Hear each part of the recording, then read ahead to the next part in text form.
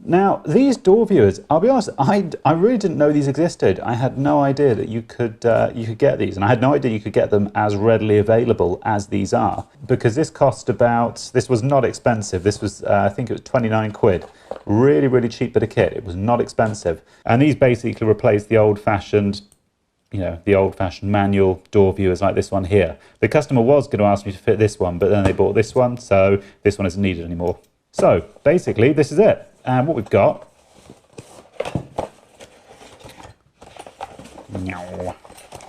instructions, don't need them. So this is it. We've got that's our little viewer. And then we have this little camera. And that's the tree, and there's a little doorbell on the front of it. And that's the lead which goes through the door, and it just hooks onto the back of that. So it's a very simple little design, but it's really clever because this viewer has got an SD card built into it. So when someone presses the button on the outside, it will automatically take a photo of who's out there and it saves it onto the SD card. Or you can do it so it records a 10-second video if you wish.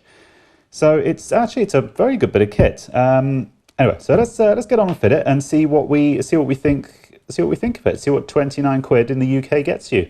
Now, by default, I am unfortunately a bit of a lanky bastard, so I'm quite tall. So that means that I'd probably have to put it about there, but the average person isn't that tall, so about there, say, I guess.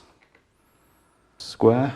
We'll go on what looks visually right rather than mathematically right, because I know for a fact this door isn't totally square.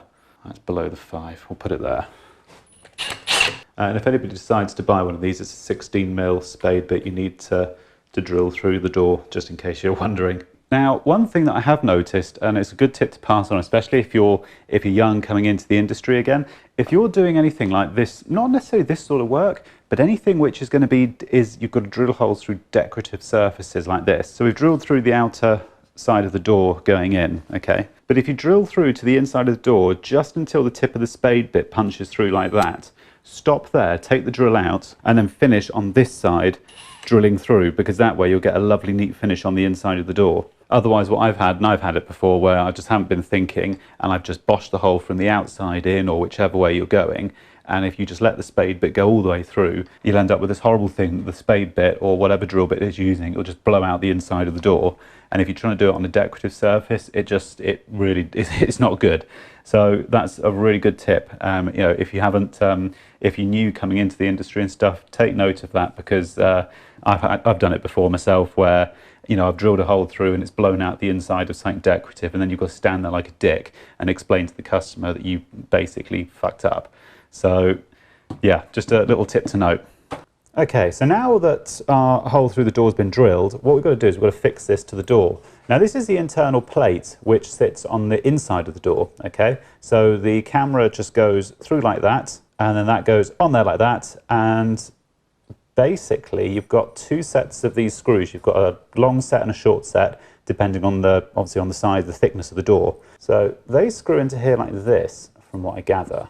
And we then feed this through the said doorway. And that's basically the end result there. So we've got to tighten these down. I think I'm probably going to have to cut those down, I think, actually. I might have to. And that's the end result. So it's literally just the two screws which go through the door. And that's the faceplate which the monitor will now bolt onto. And that's the finish on the outside. So that's all you see. You don't see anything else. So I think it's a very neat finish, the way that they've done it. So we'll put the monitor on now and we'll get that going, and we'll see what the end result's like, because I'll be intrigued to see actually what the sort of the resolution of this camera is like, and actually see how good it is. So give me 5 minutes, I'll pop the monitor on and I'll report back. Now I should probably mention at this moment that this monitor, the SD card sits in the back. So I was trying to figure out, because the instructions are in Chinglish, so they're absolutely no use whatsoever. So I was trying to work out how you actually fit the batteries in it, because it says it takes 4 AA batteries, but I had absolutely no idea how to get into it, and I must have been a good 10 minutes trying to figure out how to peel this back case off, and you don't.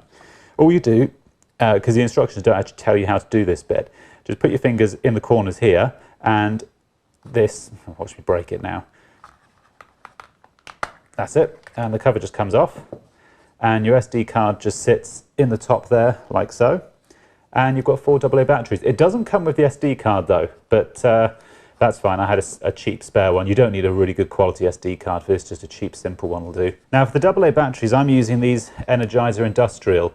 You can't generally get them in stores, but you can get them online, and they are fantastic batteries. If you just want a good quality alkaline battery, these are brilliant. I'd highly recommend them. Very, very good bits of kit. So that's that all on.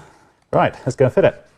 And this, ladies and gentlemen, is the end result. That's it. It's in. So this is it, and it's very straightforward to use. You've just got your 2 scroll buttons here. I'll zoom in a bit more.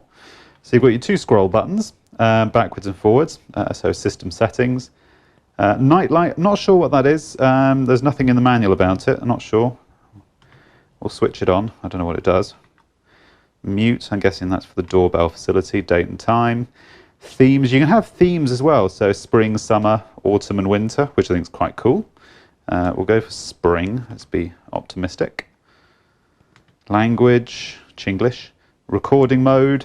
So recording mode, you can either have, when somebody presses the doorbell on the outside, it can either take a photo, or it can take a low-res photo, or a 3, 5 or 10-second video. So I've just got it set to a 10-second, probably doesn't need to be a 10-second video actually. We'll do 5 seconds.